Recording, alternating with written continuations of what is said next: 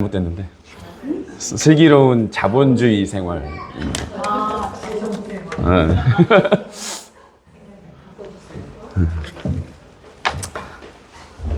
제가 벌써 이제 세 번째 말씀 풀인데요. 처음 이제 제가 말씀 풀이했을 때 제목이 슬기로운 재정 생활이었고, 두 번째가 이제 그리스도인의 헌금과 소비였고, 이제 세 번째가 이제 뭔가 조금 더 이제 자본주의에 대해서 알고, 우리가 너무 이렇게 개념적으로만 알고 뭔가 이게 악인지 아니면 이 자본이 진짜 우리가 생각하는 악인지, 이런 이제 개념에 대한 뭔가 정립이나 이게 좀 안 돼 있는 것 같아요, 스스로. 그래서 좀 한번 이제 개념을 더 보고, 또 말씀에 한번 이어서 붙여보고, 또 어떻게 우리가 그 안에서 우리는 어떤 태도로 지니면서 또 살아야 될지를 좀 알아보는, 생각해보는 시간이 됐으면 좋겠습니다. 저희가 이제 아침에 눈을 뜨고 또 출근하고 커피를 사고 뭐 점심을 먹고 할 때도 모든 그 소비나 저축 이런 순간들이 저희는 자본주의의 흐름 안에 있죠. 그래서 그 구조는 마치 이제 공기처럼 자연스럽고 당연하게 여겨지고 있습니다. 하지만 성경은 우리에게 이 시대에 순응하라고 말씀하지 않고, 오히려 로마서 12장 2절 말씀에 너희는 이 세대를 본받지 말고 오직 마음을 새롭게 함으로 변화를 받아 하나님의 선하시고 기뻐하시고 온전하신 뜻이 무엇인지 분별하도록 하라. 이렇게 이제 우리는 단순하게 이런 수동적인 존재가 아니라 깨어있는 변혁자로 부름을 받았다. 이렇게 저는 이제 해석을 했습니다. 그래서 오늘은 우선 말씀을 한번 살펴보고 그 자본주의의 역사와 본질을 통해서 우리가 서 있는 구조를 조금 직시하고 생각을 해봤으면 좋겠습니다. 우선 말씀을 보겠습니다. 지난주 말씀에도 저희 로마서 12장 1절이 포함이 돼 있었죠. 요거를 기초로 저희 하나님께서 기뻐하시는 예배를 이제 말씀풀이 해주셨는데, 그 감사한 마음과 다들 이제 상한 심령을 가지고 한 주간의 삶을 주께 드리는 예배로 잘 준비해 오셨죠? 네. 그래서 이어서 한번 이제 가보도록 하겠습니다.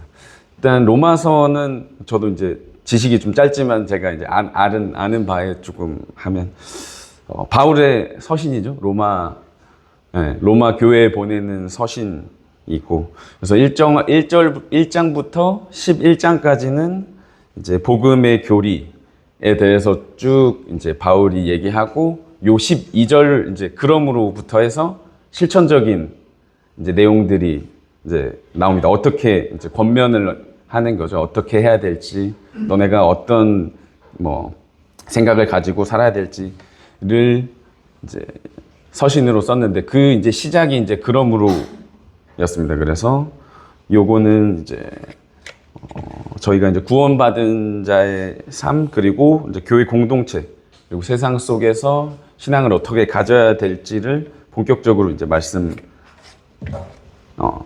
이제 시작하는 부분인 거죠. 바울이 그 로마서를 쓸 당시가 이제 뭐 AD 57년경이라고 하더라고요. 그래서 그때 이제 로마 상황을 잠깐 이제 생각을 해보면, 로마 교회는 그 유대인 신자와 이방인 신자가 함께 있는 공동체였다고 합니다. 그래서 그 당시 이제 클라우디우스 황제의 유대인 추방령 이후에 유대인들이 다시 이제 돌아오면서 그 교회 내부에는 문화적이랑 신학적인 갈등이 있었다고 합니다. 그래서 바울이 이제 그 복음 안에서 하나된 공동체, 그리고 세상 속에서 거룩하게 구별된 삶을 이제 너네가 살아야 된다는 점을 이제 강조하면서 서신을 이제 써 내려 가신 것 같아요. 그래서 1, 2절 보면 너희 몸을 하나님이 기뻐하시는 거룩한 산 제물로 드리라. 이는 너희가 드릴 영적 예배니라. 이게 뭔가 이제 로마 사회의 어떤 이제 그 당시도 이제 물질주의가 있어서 어떤 이제 제사를 드릴 때 물질로 뭔가 해소를 하고 뭐 면제를 받은 것처럼 이렇게 느낄 수 있는 그런 이제 물질주의가 그 당시 있었는데, 그거에 대한 또 권면의 말이 또 여기 들어가 있는 것 같아서 이런 이제 물질주의를 경계하는 목적의 이런 권면인 것 같았고, 그리고 저희 이제 뭐 3절, 4절 넘어가면서 이제 많은 지체들, 이제 공동체 안에서 각자의 이제 은사들이 있고, 그 안에서 실천적인 섬김과 또 마지막 9절에는 사랑에는 거짓이 없나니 악을 미워하고 선에 속하라. 그래서 최종적으로는 그 사랑의 마음의 선의 가치를 가지고 이 자본주의적, 물질주의적 탐욕의 논리에 충돌되는 그런 삶을 살아라고 권면을 하신 것 같더라고요. 그래서 단순하게 이제 개인의 뭐 헌신의 촉구가 아니라 그 자본주의적 가치와 정면으로 충돌하는 하나님 나라의 삶의 방식을 선포하는 말씀입니다. 그래서 그 당시 이제 로마 제국의 가치관에 저항했던 그 초대교회의 신앙이 오늘 우리 이제 자본주의 사회 속에서도 동일한 도전을 주고 있는 거죠. 그래서 너희 몸을 하나님이 기뻐하시는 산 제물로 드리라라는 그 초대는 너의 일상 전체로 하나님 나라를 드러내라는 부르심일 것입니다. 자, 이렇게 말씀을 살펴봤고, 이어서 이제 많은 사람들이 이제 자본주의를 이제 어쩔 수 없는 구조로 여기고 있는 것 같아요. 저도 그렇고, 뭔가 이제 너무나도 커서 우리가 어떤 영향을 행사하거나 바꾸거나 할 수 없는 그런 이제 개념이라고 이제 여기고 생각하고 있는데, 저희는 그럼에도 이 구조에 동화되는 자가 아니라 구별된 존재로 서 있어야 합니다. 출근길에 뭐 커피 한 잔을 사거나 뭐 투자를 결정하거나 뭐 지출을 결정하는 그런 이제 지극히 평범한 일상 속에서도 우리는 하나님 앞에서 분별을 해야 하고, 또 이 소비가 나의 욕망인가 아니면 하나님 뜻 앞에서 절제된 삶인가 라는 질문이 상시적으로 필요할 것입니다. 또한 뭐 우리가 직장에서 월급을 받고 뭐 계획을 세울 때도 단순히 뭐 이걸 어떻게 불릴까라는 뭐 이익 중심의 그런 시선이 아니라 나는 이 물질 앞에서 하나님 앞에 어떤 태도를 취할 것인가라는 그런 영적 경각심이 있어야 할 것입니다. 하나님께서는 우리에게 세상의 그런 시스템에 잠식되는 것이 아니라 깨어 분별하라고 분명히 말씀하십니다. 우리가 각자 자리에서 소금과 빛으로 이 땅의 가치관에 흔들리지 않고 설 수 있어야 할 것입니다. 자본주의는 어느 날 갑자기 생겨난 체제가 아닙니다. 봉건제가 무너지고 그런 상업혁명과 종교개혁을 거치면서 그런 이제 개인의 자유와 재산권, 시장 경쟁이 강조되는 그런 경제 질서가 만들어졌고, 자본주의는 당시에 이제 중세 신분사회, 그리고 국가 통제 경제에 비해서 획기적인 자유와 발전 가능성을 제시를 했죠. 개인의 소유가 생기고, 이제 남는 게 생기고, 축적이 생기고 하면서 그런 이제 국가나 영주에 종속되지 않고 자신의 노력으로 부를 축적할 수 있다. 그런 이제 의미를 가지고 경제적 자유도 줬었고, 또 그에 따른 이제 뭔가 정해져 있고 갇혀 있었던 그 구조를 깨고 사회 이동성을 부여하기도 하고, 초기에는 이제 그런 이제 점들을 강조되면서 자본주의가 이제 퍼지기 시작을 했는데, 역시 근데 요 체제에는 이제 분명히 이제 발전과 번영이라는 장점이 있었지만, 그와 동시에 불평등, 뭐 탐욕, 환경 파괴, 그리고 공동체 해체라는 심각한 그림자도 같이 있었죠.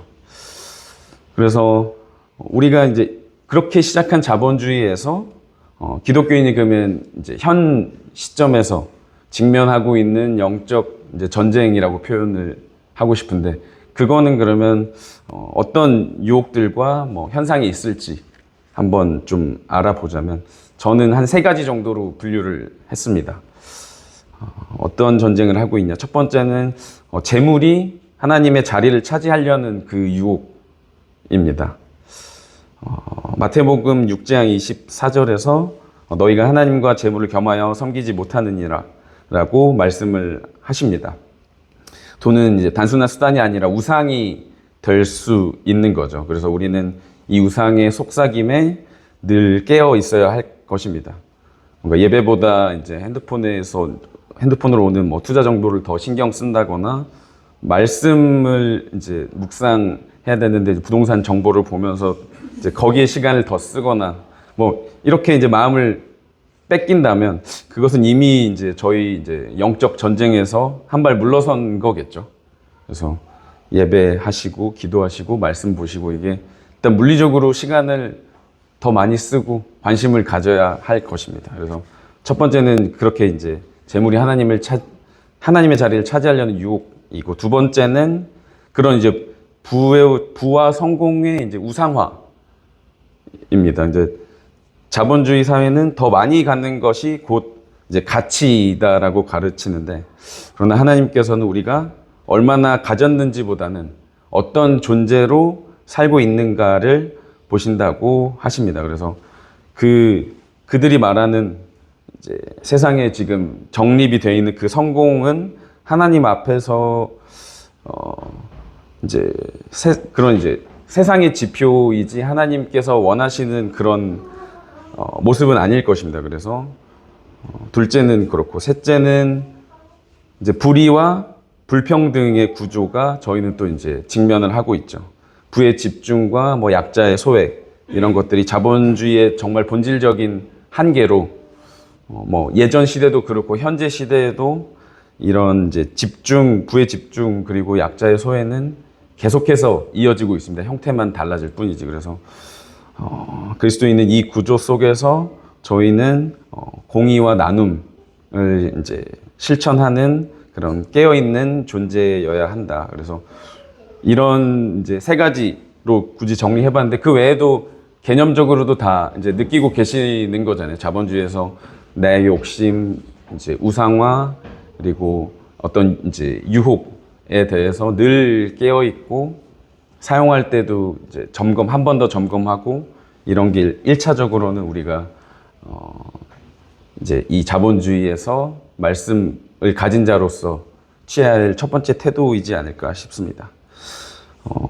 과거에는 이 자본을 뭔가 이제 하나님 나라의 도구로 삼자는 식의 접근들이 있었던 것 같아요. 그래서 뭔가 하지만 이제 이 생각은 저희가 이제 쉽게 위험한 함정에 빠질 수 있고, 저희가 최근에 톨스토이 두 형제 그 우화 일화를 보면서도 이제 한번 생각해 봤잖아요. 그래서 자본을 정말 선하게, 뭔가 우리 객관적으로 봤을 때는 굉장히 선하게 썼다고 했지만 그조차 우리가 이제 경계해야 할 대상이다. 그래서 자본은 뭔가 결코 중립적인 선한 도구는 아닌 것 같습니다. 제가 느끼기로는. 그래서 언제든지 그 자본은 우리 마음을 사로잡고 하나님 자리를 뺏을 수 있는 강력한 유혹의 힘을 지니고 있는 것 같아요. 그래서 신앙인은 자본을 통제한다는 착각에 빠지기보다는 그 자본 앞에서 끊임없이 자신을 점검하고 깨어 있는 것이 좀 더 올바른 태도이지 않을까 싶습니다. 그러면 이제 어떻게 우리는 그러면 이 자본의 유혹에 깨어 있을 수 있을지 또 한 4가지 정도로 정리를 해봤습니다. 첫 번째는 물질을 내 것으로 여기지 말고 하나님의 주권 아래 두어야 할 것입니다. 우리는 이제 주인이 아니라 이제 청지기잖아요. 청지기의 핵심은 이걸 소유하는 게 아니라 이것에 대한 이제 책임을 갖고 있는 거죠. 맡고 있는 책임이겠죠. 그래서 그런 개념을 1차적으로 가져야 될 것 같고, 그리고 두 번째는 절제의 영성을 지녀야 할 것 같아요. 절제.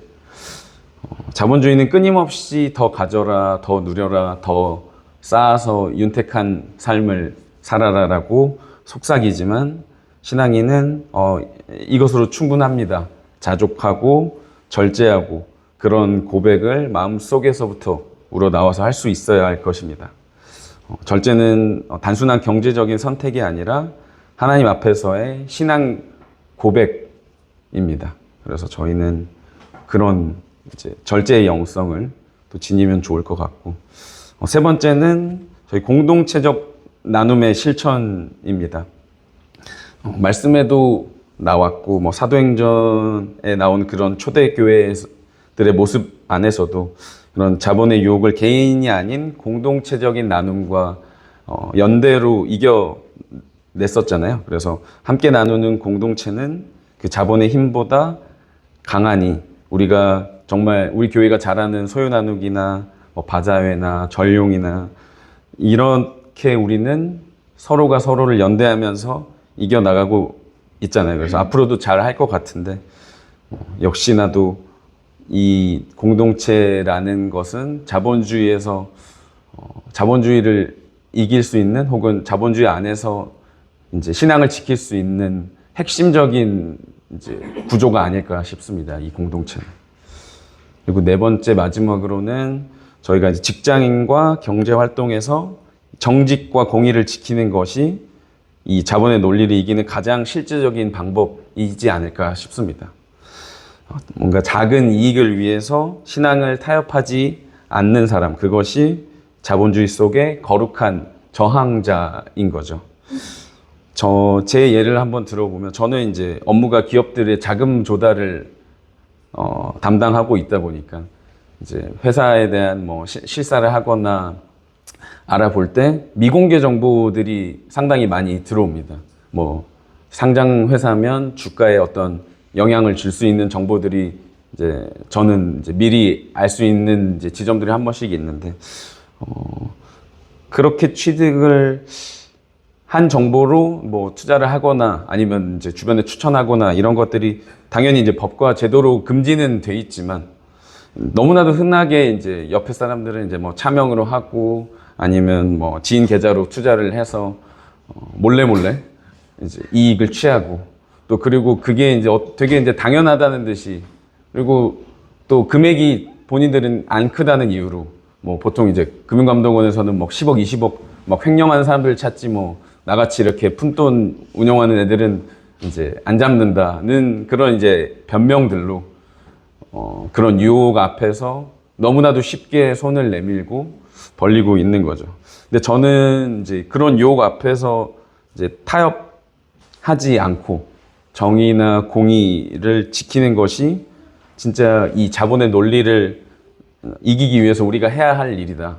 그리고 저부터 그런 이제 싸움에서 결코 이제 지고 싶지 않다는 생각에 그런 이제 적극적으로 뭔가 그런 정보에 대한 투자는 아예 안 하고 있죠. 지양도 아니고 이제 아예 안 하고 있죠. 그래서 그런 여러분들도 아마 그런 지점들이 많이 있을 거예요. 뭐 부동산 정보들도 있을 거고 아니면 뭐 굉장히 그냥 뭔가 나한테 이익이 되기 위해서 저 사람한테 하나라도 더 팔거나 아니면 뭔가 성과급을 갑자기 이제 올릴 수 있는 그런 것들 앞에서 순간순간 정직이나 그런 것들을 잠깐 놓으면 얻을 수 있는 것들이 이렇게 눈에 보이니까 그런 유혹들에 늘 이제 마주하고 계실 텐데 정말 그 자리들, 그 세세한 자리들에서 정직과 공의를 지키는 게 저희 이제 자본주의 안에서 우리 신앙인이 가져야 되는 가장 중요한 태도가 아닐까 저는 생각을 했습니다. 마무리를 조금 해보자면 일단 자본주의는 우리가 이제 지배할 대상이 아니라 늘 깨어서 경계해야 할 그런 권세인 거죠. 그래서 그러나 하나님께서는 우리를 이 구조 속에서 무력하게 머물도록 두지는 않으시는 것 같아요. 이렇게 교회를 만들고 공동체를 만들고 나누게 하시고 감사하게 하시고 이런 것들이 우리는 그러면 이제 주께 의지를 해야죠. 그래서 너희는 세상의 소금이요 빛이라라는 이제 말씀들을 기초로 우리가 자본의 유혹에 깨어 있을 때 자본주의는 우상이 아니라 복음을 증거하는 무대가 될 수 있는 거죠. 우리가 각자 있는 자리에서 정직과 공의를 몸으로 하나하나 이제 유혹을 이겨내면서 복음을 증거할 수 있는 그런 귀한 교회들인 거죠, 각자가. 그래서 오늘 이제 로마서 12장 1절에도 모든 자비하심으로 너희를 권하노니 너희 몸을 하나님이 기뻐하시는 거룩한 산 제물로 드리라. 이는 너희가 드릴 영적 예배니라 하면서 우리의 삶 전체가 예배가 될 때 자본도 우리를 지배할 수 없을 것입니다. 뭔가 저항이나 절제, 전용이라고 하면 뭔가 단어가 약간 소극적인 느낌인 거잖아요. 뭔가 하는 거를 멈추거나 아니면 입을 다물고 있거나 약간 이런 소극적인 개념일 수 있는데, 근데 이제 가정을 이제 자본주의 흐름이 일정한 방향과 그런 이제 속력을 가지고 흐르고 있다라고 가정을 하면, 그 자리에서 멈추기 위해서는 어떻게 해야 될까요? 일정한 속도로 흐르고 있는 데서 멈추려면 그냥 입을 다물고 가만히 있으면 그대로 흘러가겠지만, 멈추기 위해서는 그 방향과 반대 방향으로 똑같은 힘을 줘야 그 자리에 멈출 거잖아요. 그래서 그렇게 보면 우리가 하는 절제나 뭐 전용이나 이런 것들이 결코 소극적인 저희의 행위는 아닌 것 같고, 어떻게 보면 굉장히 적극적으로 반대 방향으로 똑같은 힘을 가하는 거니까 굉장히 저는 그런 의미에서 적극적인 저항들이라고 생각을 합니다. 저희 교회에서 하는 여러 행위들이. 그리고 또 하나 추가를 하면 그 방향으로 힘을 주는 사람이 하나일 때는 똑같은 힘으로 줘야 되지만 둘이고 셋이면 그게 훨씬 더 이제 작은 힘으로도 그 반대 방향으로 나갈 수 있겠죠. 멈추거나 아니면 아예 진짜 거스르거나. 그게 저희 이제 공동체가 또 해야 될 연대가 또 아닐까 싶습니다. 그래서 교회 공동체가 이런 자본의 논리에 휘둘리는 대신에 깨어서 기도하고 우리가 우리 자리에서 공의와 나눔을 각자 실천을 할 때 세상은 기독교에서 하나님 나라의 그런 대안을 보게 될 것입니다. 그래서 이 세대를 본받지 말고 마음을 새롭게 하여 분별할 수 있는 그런 슬기로운 자본주의 생활을 하는 여러분들이 되시기를 바라겠습니다. 감사합니다.